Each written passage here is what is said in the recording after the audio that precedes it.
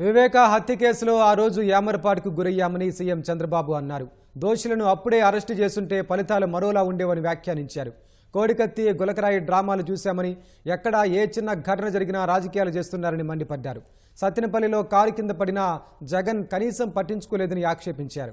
Pastor road ప్రమాదంలో చనిపోతే మనమే కారణమన్నారని, ప్రజలకు వాస్తవాలు చెప్పడంలో ముందుండాలని చంద్రబాబు శ్రేణులకు సూచించారు. రాజకీయాలు పూర్తిగా మారిపోయినాయి. ఈ రోజు మీరు ఒకసారి చూస్తే ఎకనామిక్ టెర్రరిస్టులు వచ్చే పరిస్థితి వచ్చింది. క్రిమినల్స్ రాజకీయ ముసుగులో తిరుగుతున్నారు. 2019 ఎన్నికల ముందు వివేకానంద రెడ్డి హత్య ఒక ఉదాహరణ. ఆ రోజు నేనే ముఖ్యమంత్రి, ఇప్పుడే నాయకులందరూ ఉన్నారు. ఎన్నికల్లో చాలా బిజీగా ఉన్నాం సీట్లు పంపిణీలో. తెల్లవారితో నిద్రలేస్తే వార్త సాక్షి పేపర్లో గుండెపోటుతో చనిపోయాడు. నేను కూడా నమ్మాను. నేను ఎప్పుడు ఒక అనుమానంగా చూస్తాను. ఏ విషయం మీరు చెప్పినా చెవిలో పెట్టుకుంటూనే ఇంకొక చెవిలో ఆలోచిస్తూ ఉంటాను. ఇది చెప్పింది కరెక్టా లేదా అని వెరిఫికేషన్ చేసుకుంటాను. అలాంటి నేను వెరిఫికేషన్ చేసుకోకుండా నమ్మా. తెల్లవారితో ఇది జరిగింది. ఎవరైతే చేసిన వ్యక్తులు జాగ్రత్తగా ఉన్నారు, ప్రణాళిక రచించుకుంటున్నారు, మనం మాత్రం కంట్రోల్ చేయాల్సిన వ్యక్తులం ఏమరపాటుకు గురయ్యాం. ఏమరపాటుకు గురవుతానే అక్కడి నుంచి మీరు చూస్తే తీరిగ్గా హైదరాబాద్ నుంచి కారు వచ్చాడు. ఆయన కుమార్తె అడిగింది పోస్ట్ మార్టం చేయమని. అప్పటికే బాక్స్ కూడా రెడీ అయిపోయింది. అంటే అతి దారుణంగా చంపేసి మెదడంతా బయట వచ్చే విధంగా గొడ్డలతో నరికి రూము బాత్రూమ్ అంతా బ్లడ్ అయిపోయి దాన్నంతా కడిగి బాక్స్లో పెట్టి ఆ బాడీని కూడా ఎక్కడికక్కడ కుట్లేసి మళ్ళీ గుడ్లు కప్పేసి అంత్యక్రియలు చేయడానికి సిద్ధమైపోయే పరిస్థితికి వచ్చారు. అప్పుడు తీసుకుపోయి పోస్ట్ మార్టం చేస్తే ఇమ్మీడియట్గా ఇది గొడ్డలు వేయటం తేలిన 5 నిమిషాల్లో మాట మార్చేసి నా తండ్రి చనిపోయాడు, ఈరోజు మా బాబాయిని కూడా చంపేశారు, నేను అనాథ అయిపోయానని చెప్పితే ఈ రాష్ట్రం నమ్మింది. మనం మోసపోయాం. ఆ రోజు కానీ మనకు ఆలోచన వచ్చాయి కరెక్ట్గా 1 గంట 2 గంటలు అక్కడ అన్నీ వదిలిపెట్టండి.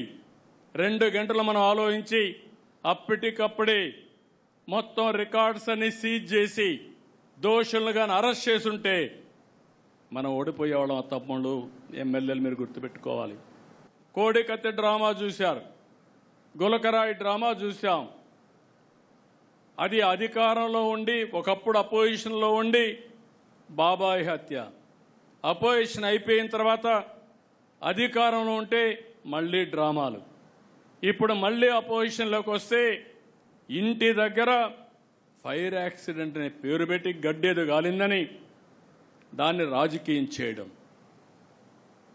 అది చేసినప్పుడు మీ ఇంట్లో టీవీలు ఉన్నాయి, సీసీటీవీ కెమెరాలు ఉన్నాయి, డేటా ఇమ్మంటే నేను డేటా ఇవ్వను, నువ్వేం చేసుకుంటా చేసుకో, కానీ మీరు నాకు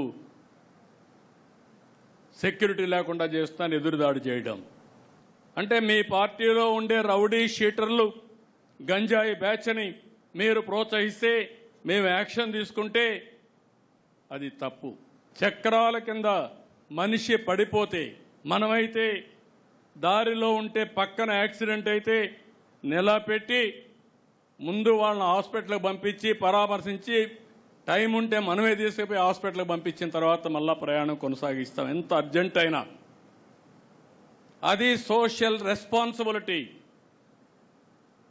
అలాంటిది నీ కారు కింద పడిపోతే కనీసం పట్టించుకోకుండా తీసి బయట పారేసి వెళ్ళిపోయిన సందర్భాన్ని మనం చూస్తే, తిరిగి ఇదే కారులో జరిగిందని ఎవిడెన్స్ వచ్చిన తర్వాత, పేపర్ ఉందని టీవీ ఉందని ఎదురుదాడి చేసే పరిస్థితి వస్తే ఎక్కడికి పోతున్నాం రాజకీయాలు? ఎవ్రీవేర్ టెక్నాలజీ కూడా ఉపయోగించి ఎవరైనా సరే తప్పులు చేస్తే వాళ్ళని సాక్ష్యాధారాలతో పెట్టి ప్రజల్లో చైతన్యం తీసుకొచ్చి వీళ్ళ అరాచకాలకు అడ్డుకట్టేసే విధంగా ఈరోజు కార్యక్రమాలు చేస్తున్నాను. నాకు కావాల్సింది ఒకటే గుర్తుపెట్టుకోండి, public safety is most important. ఎవడైనా సరే తప్పు చేస్తే అలాంటి వారిని కఠినంగా శిక్షించి లా అండ్ ఆర్డర్ కాపాడడం తెలుగుదేశం పార్టీ బాధ్యత, ఎన్డీఏ బాధ్యత. ఆ విషయం వీళ్ళు గుర్తుపెట్టుకోవాల్సిందిగా మరొక్కసారి కోరుతున్నా. ఒక పాస్టర్ హైదరాబాద్ నుంచి బయలుదేరి వచ్చి తాగుతూ వచ్చి కడాన యాక్సిడెంట్ చనిపోతే ప్రభుత్వం చంపేసిందని పెడతారు, పోలీసులు చంపేశారని పెడతారు.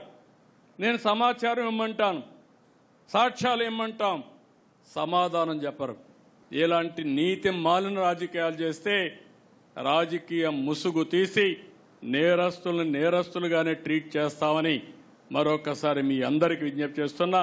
ఏ రాజకీయ పార్టీ పేపర్ పెట్టుకోలేదు, ఏ రాజకీయ పార్టీ టీవీ పెట్టుకోలేదు, ఏ రాజకీయ పార్టీ ఇంత బరిదిగించి డబ్బులు సంపాదించి ఆ డబ్బులతో మళ్ళా మేనేజ్మెంట్కి పోయే పరిస్థితులు లేరు. ఇలాంటివి వచ్చినప్పుడు అయితే ఇవి సర్వైవ్ అవుతాయని అనుకోను. ఆ పేపరే కాపాడితే, ఆ టీవీయే కాపాడితే 11 సీట్లు వచ్చేటివి కాదు.